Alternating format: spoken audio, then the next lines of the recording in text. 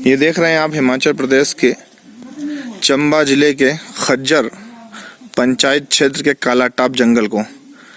जमीन की शुरुआत से लेकर के आसमान को छूते हुए ये देवदार और चीड़ के विशालकाय पेड़।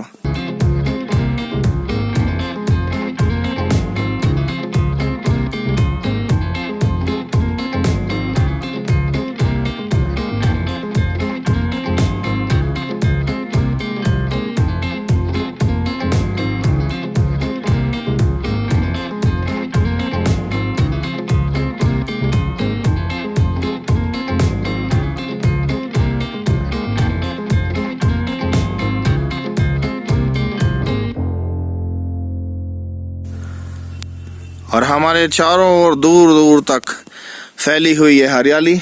उस हरियाली में चारों तरफ आपको सिर्फ सन्नाटा और वीराना दिख रहा होगा। इस समय हम चंबा डिस्ट्रिक्ट के जंगल के मध्य में स्थित खड़े हैं और इस पहाड़ी के उस पार से चाइना का बॉर्डर शुरू होता है, जिसके बाद तिब्बत का क्षेत्र शुरू हो जाता है। तिब्बत जो कि एक स्वतंत्र राज्य था, इसे चीन ने अपने अतिक्रमण में करके दलाई लामा को वहां से निष्कासित कर दिया।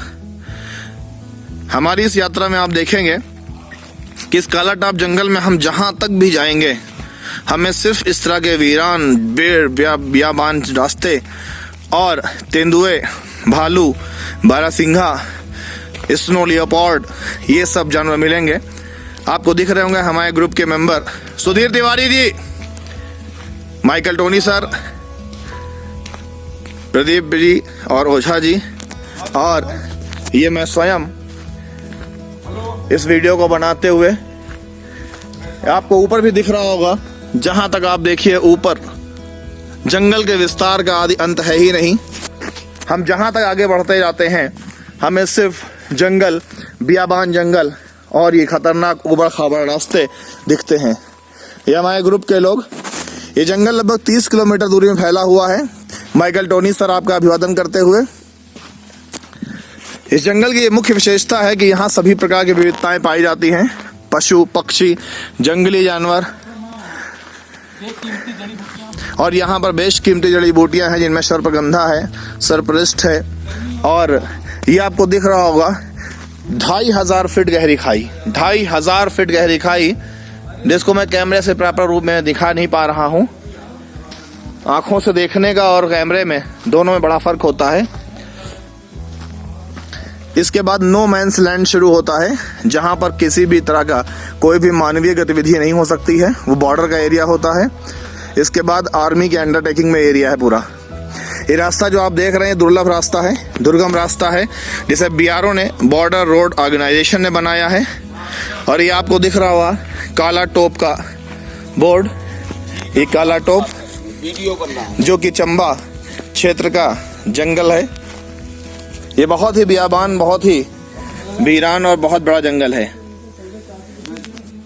हिमाचल प्रदेश, देवभूमि हिमाचल प्रदेश की इस पावन भूमि के इस पर्यटन के दौरान हम मैक्लियोडगंज से अपनी खट्टी मीठी यादें लेकर के धर्मशाला की ओर प्रस्थान कर रहे हैं। मैक्लियोडगंज जो कि कांगड़ा जिले का एक पंचायत है, पंचायत नगर है, जहां पर चीन द्वारा निष्कासित तिब्बत के महाराज पवन पवित्र दलाई लामा जी का मंदिर है, जो तिब्बत से निष्कासित होने के बाद उन्होंने अपने लामाओं के साथ यहीं पर अपना शरणार्थी के रूप में स्थापित हुए। और यहाँ पर उन्हीं के अध्यात्म को बढ़ावा देने के लिए, तिब्बत की संस्कृति को बनाए रखने के लिए, परंपरा को जीवित रखने के लिए यहाँ पर एक आधिपत्य मंदिर का निर्माण किया गया है, जो कि एक शांति का प्रतीक है, क्योंकि बौद्ध धर्म ही शांति का प्रतीक है। तो उसी बौद्ध धर्म से संबंधित वो मंदिर भी शांति से भरा हुआ था। उसके फर्स्ट फ्लोर पर नीचे पर्यटकों के लिए आवाजाही, फोटोग्राफी की व्यवस्था थी। उसके ऊपर उनका आध्यात्म केंद्र है, जहाँ पर विभिन्न लामा, चाहे वो बच्चे हों, बूढ़े हों, बुजुर्ग हों, महिलाएं हों, लामा के रूप में वहाँ बौद्ध धर्म की शिक्षा दीक्षा को ग्रहण कर रही थी। और इस मंदिर से संबंधित हम अपने कुछ अनुभव को जानना चाहेंगे हमारे माइकल टोनी सर से। माइकल टोनी सर जी, जितेंद्र जी नमस्कार। और आपने बहुत अच्छी बात बताई। सबसे पहले हम आपको धन्यवाद देंगे कि आपने इस जगह के लिए हम लोगों को प्रेरित किया। बहरहाल इधर इच्छा नहीं थी, लेकिन होता है कि कभी कभी हर व्यक्ति की सलाह मान लेनी चाहिए। यहाँ आके मुझे बहुत सुकून मिला, शांति का अनुभव हुआ। और दीपू भाई हमारे जो साथ हैं वो यहाँ उनको काफ़ी प्रसन्नता मिली। बहुत अच्छी जगह है। सभी लोगों से निवेदन करूंगा कि अगर इधर कभी हिमाचल प्रदेश आए तो इस जगह को मिस ना करें, क्योंकि यहाँ आपको दुर्लभ स्थान, अच्छे लोग और विभिन्न प्रकार के पेड़ पौधे और जो नेचुरल ब्यूटी है वो देखने को मिलेगी। धन्यवाद जितेंद्र। तो ये थे हमारे टोनी भैया, जिन्होंने कहा कि हिमाचल प्रदेश की पावन भूमि विभिन्नताओं के साथ एकता से परिपूर्ण है। इसी क्रम में हम सुधीर तिवारी जी से जानना चाहेंगे उनके अपने विचार क्या हैं इस पर्यटन के दौरान। सुधीर तिवारी जी। जितेंद्र भाई, मेघालय आके हमें ये लगा कि दलाई लामा जी ने कितना संघर्ष किया है अपनी परंपरा को जीवित रखने के लिए।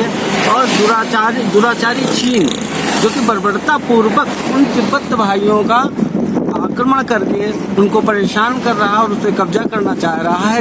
चीन की नीयत हमेशा ही भारत और तिब्बत के लिए खराब रही है, ये इतिहास गंवा रहा है। तो हमें इनसे हमेशा सतर्क रहना चाहिए और दलाई लामा जी से सीख लेनी चाहिए कि अपनी संस्कृति को बचाए रखने के लिए हमें चाहे जिस स्तर पे जाना पड़े वहाँ तक संघर्ष करना चाहिए। धन्यवाद। ये सुधीर जी के विचार थे कि चाइना जिस प्रकार से तिब्बत को परेशान कर रहा है, चाइना ने तिब्बत को परेशान करने की तरह ही भूटान को परेशान करने का प्रयास किया था, जो कि जब वहाँ पर उन्होंने भारत से मुंह की खाई थी। इसी क्रम में प्रदीप मिश्रा जी से जानना चाहेंगे उनके अपने विचार क्या हैं। प्रदीप मिश्रा जी। प्रदीप तुम कहाँ मिला रहे हो? ओझा जी। प्रदीप बहुत बढ़िया, बहुत अच्छा लगा। तिब्बतियों का संघर्ष देख करके, इतना कष्ट सहने के बावजूद कितना ही शांति प्रिय व्यवहार उन्होंने बनाए रखा। मैं तो कहूँगा धरती पे अगर कहीं स्वर्ग है तो पहाड़ों में ही है, शांति और साधना पूजन के लिए बहुत ही अच्छी जगह है। इसी के साथ सत सत नमन हिमाचल को और तिब्बती सभ्यता को। तो ये ओझा जी के विचार थे, रविंद्र ओझा जी के, जिनके अनुसार देवभूमि हिमाचल अपने आप में एक पावन पवित्र स्थान है। अब इसी क्रम में अमित कसौधन और दीपू भैया जो झूलते हुए हैं इस समय नींद में, उनसे जानना चाहेंगे, कुछ बोलना चाहेंगे दीपू जी। तो अमित कसौधन साष्टांग प्रणाम करके नमस्कार किया है और उनका कहना है कि अपने कोई विचार में इतने गदगद है कि अपना विचार रखने की कंडीशन में नहीं है।